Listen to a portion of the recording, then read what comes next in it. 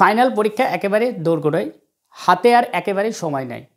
এই just last দিনে class 11-এর জন্য ইংরেজির একটা সাজেশন, এই ইংরেজি সাজেশনে কয়েকটা গুরুত্বপূর্ণ প্রশ্ন নিয়েছি, যে প্রশ্নগুলো পরীক্ষায় আসার মতো।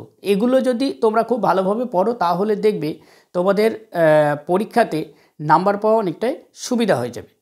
কিন্তু তার আগে কয়েকটা কথা তোমাদের বলবো, একটু মনোযোগ দিয়ে শুনবে। ইংরেজি সাজেশন হয় শুধুমাত্র এলএকিউতে, অর্থাৎ বড় কোশ্চেনে। MCQ, SCQ, grammar, writing skill, এগুলো কোনো সাজেশন হয় না। এবার এলইকিউ সাজেশনে আগে প্রথমে দেখে দিই এলইকিউ থেকে আসে কি। 5টা প্রোজ আছে, এই 5টা প্রোজের মধ্যে যে কোনো দুটো বড় কোশ্চেন লিখতে হবে, অর্থাৎ 5টা প্রোজ থেকে 5টা বড় কোশ্চেন আসবে, তার মধ্যে লিখতে হবে দুটো। এবার প্রত্যেকের নাম্বার কত? 5 করে, আসবে কত? 10।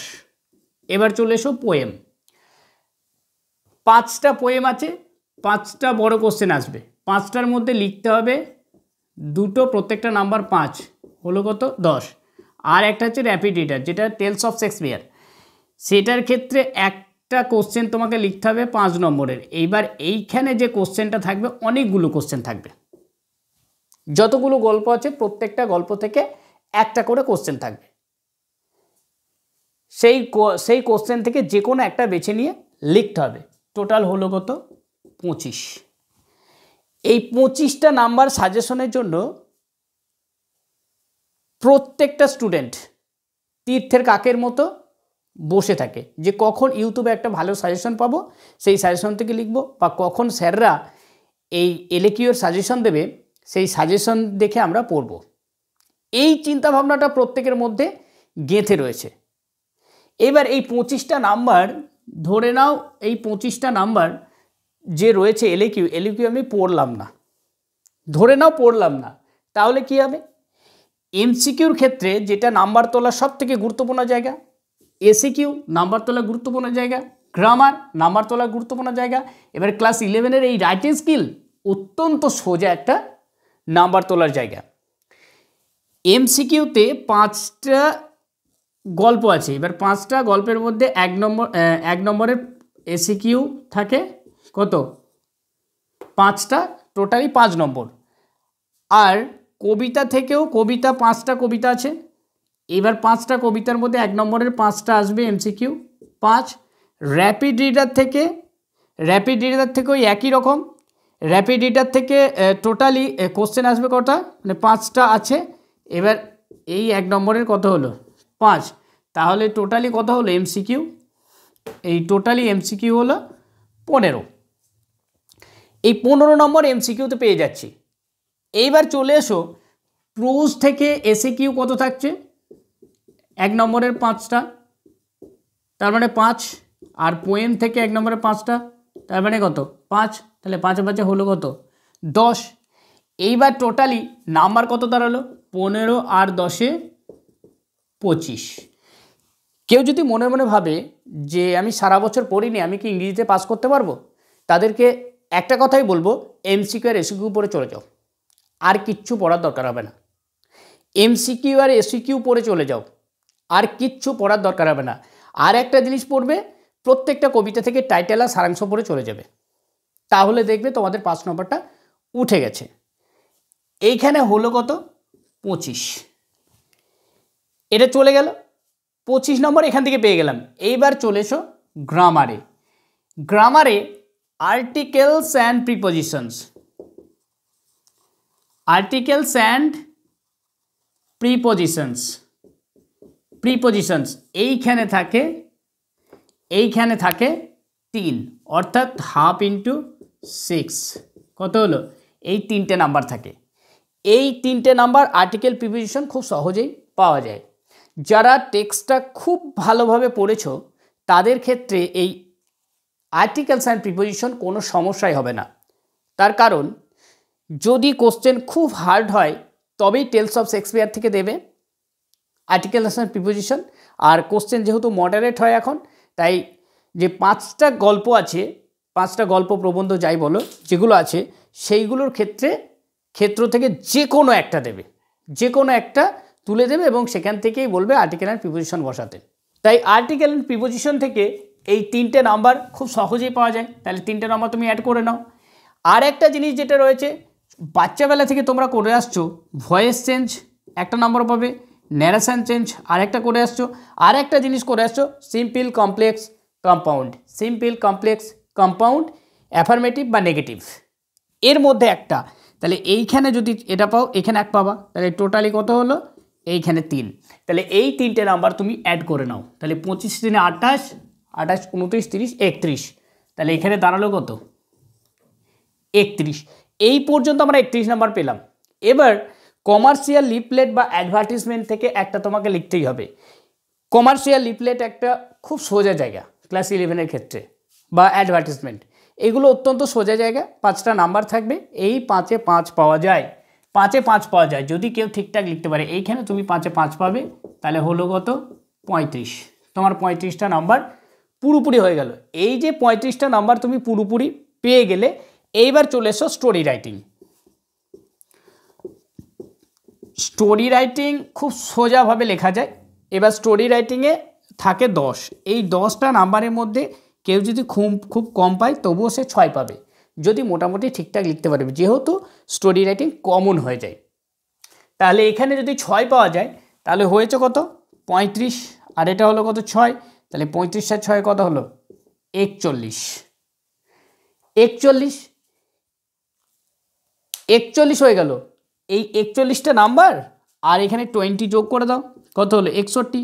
আমি জানলাম 20-তে 20 দিল না, 19 দিল, তাহলে 19 দিলে কত হবে, 60। যদি আমরা এই বিটিকিউ বা এলএকিউ না পড়ি, এই 25টা নাম্বার না পড়ি, তবুও আমরা 61 পাবোই পাবো। তাহলে 61 পাবো মানে 60% নাম্বার এই বিটিকিউ না হলেও আমরা পেয়ে যাচ্ছি। তাহলে এই যে সাজেশনের বিষয়টা, এই সাজেশনটা আমাদের কি খুব প্রয়োজন? আমার তো মনে হয় না। তবুও এই 25টা নাম্বার আমাদেরকে তো পেতে হবে, দেখতে হবে। এবং তার মধ্যে আমি যেটা বললাম, সেখানে যদি তুমি আরও একটা অ্যাড করে নাও, যে 5টা কবিতা আছে, 5টা কবিতার সারাংশ বা টাইটেলটা ভালো করে পড়ে রাখো। যেমন মিটিং অ্যাট নাইট আছে, দি সিক্রোজ আছে, তারপর আপন ওয়েস্টমিনিস্টার ব্রিজ আছে। এই কোশ্চেনের অ্যান্সারগুলো তো সবই ওই সারাংশ বা টাইটেলের মধ্যেই লুকিয়ে থাকবে। তাহলে এগুলোর মধ্যে যে কোনো একটা, তাহলে যে কোনো 2টো কোশ্চেনের অ্যান্সার তুমি পাচ্ছ। এবার আসবে কত, 5 দুগুণে 10। এবার 10-এর মধ্যে তুমি যদি খুব কম পাও, 2.5 করে 5 পাও, তাহলে 5 পেলে এখানে যদি 5 অ্যাড করে দাও, তাও তো তোমার 65, যেটা হয় 66 হয়। আমি 1 বাদই দিলাম, 19 ধরলাম এখানে, তাহলে হয়ে গেল তোমার 65 থেকে 66, তাহলে 65% নাম্বার তুমি পেয়ে গেলে। তাহলে এলএকিউ সাজেশন যদি কেউ নাও পায়, বা এলএকিউ যদি কেউ নাও লিখতে পারে, তাহলে তার কোনো প্রবলেম নেই, সে 65% নাম্বার এমনিতেই পেয়ে যাবে। তার কারণ কবিতার এলএকিউটা আমি ধরে নিলাম, এবার 60% নাম্বার হামেশাই হয়ে যাবে। তাহলে চলো এবার যে ইম্পর্টেন্ট কোশ্চেনগুলো নিয়েছি, সেই কোশ্চেনগুলো তোমাদেরকে শেয়ার করে দিচ্ছি, তোমরা মন দিয়ে দেখো আর খাতা পেন নিয়ে এটা ঠিকঠাক। ডেব্রেক থেকে টোটালি 3টে কোশ্চেন নিয়েছি। এই 3টে কোশ্চেনের মধ্যে প্রথমটা আর তৃতীয়টা অত্যন্ত ইম্পর্টেন্ট। যেহেতু টাইটেল, যে 4টে কবিতা রয়েছে, 4টে কবিতা থেকেই টাইটেল পড়তে হবে, তাই প্রত্যেকটা কবিতা থেকেই টাইটেল পড়তে হবে, কারণ কোনো কবিতার টাইটেল বাদ দেওয়া যাবে না। তারপরে ব্রাদারহুড থেকে মাত্র 2টো কোশ্চেন নিয়েছি। তো এই 2টো কোশ্চেন যদি ভালোভাবে কেউ পড়ে, তাহলে আর কোনো কিছু পড়ার প্রয়োজন নেই। দি সিক্রোজ থেকে জাস্ট 4টে কোশ্চেন নিয়েছি, এর মধ্যে সবথেকে ইম্পর্টেন্ট সেটা হলো 4-এরটা আর 1-এরটা। এই দুটো খুব ভালোভাবে পড়তে হবে, আর টাইটেলটা তো অবশ্যই পড়তে হবে, কারণ প্রত্যেকটা কবিতার টাইটেল পড়া খুব জরুরি। নেক্সট যেটা রয়েছে সেটা হলো মিটিং অ্যাট নাইট। তো মিটিং অ্যাট নাইট থেকেও 4টে কোশ্চেন নিয়েছি। এই 4টে কোশ্চেনের মধ্যে খুব ইম্পর্টেন্ট যেটা, সেটা হলো 3-এরটা, আর একটা হলো 1-এরটা। এবার টাইটেলটা অবশ্যই পড়বে, কারণ টাইটেলটা এখানে দেওয়া আছে, টাইটেলটা পড়তে হবে। যে দুটো সব থেকে ইম্পর্টেন্ট সেই দুটো বলে দিল। তারপরে যেটা নিয়েছি কম্পোজড আপন ওয়েস্টমিনিস্টার ব্রিজ। এই কম্পোজড আপন ওয়েস্টমিনিস্টার ব্রিজের সব থেকে ইম্পর্টেন্ট যেটা হলো সেটা হলো প্রথমটা আর শেষেরটা। এই দুটো অত্যন্ত ইম্পর্টেন্ট। আর যেটা ইম্পর্টেন্ট থাকবে সেটা হলো টাইটেল, খুব ভালো করে পড়ে নেবে। কিন্তু এখানে জাস্ট 3টে কোশ্চেন নিয়েছি, 3টে কোশ্চেন যদি ভালোভাবে পড়ো তাহলেই যথেষ্ট, আর পড়ার প্রয়োজন নেই। তাই কবিতা থেকে যে কোশ্চেনগুলো বললাম এই কোশ্চেনগুলো অত্যন্ত গুরুত্বপূর্ণ, আর যেগুলো সবথেকে গুরুত্বপূর্ণ সেগুলোও বলে দিলাম। গল্পের মধ্যে প্রথম গল্প যেটা রয়েছে সেটা হলো লীলাস ফ্রেন্ড। তো লীলাস ফ্রেন্ডে টোটালি কোশ্চেন নিয়েছি এখানে, টোটালি কোশ্চেন নিয়েছি 7টা। এই 7টা কোশ্চেনের মধ্যে যেটা ইম্পর্টেন্ট একটু বলে দিচ্ছি। ইম্পর্টেন্ট যেটা রয়েছে, দুয়েরটা খুবই ইম্পর্টেন্ট, আর এখানে দুয়েরটা ইম্পর্টেন্ট, আরেকটা আছে 6এরটা, আরেকটা আছে 5এরটা। এই 2, 5 আর 6 যদি কেউ ভালোভাবে পড়ে, মোটামুটি আর পড়ার দরকার নেই।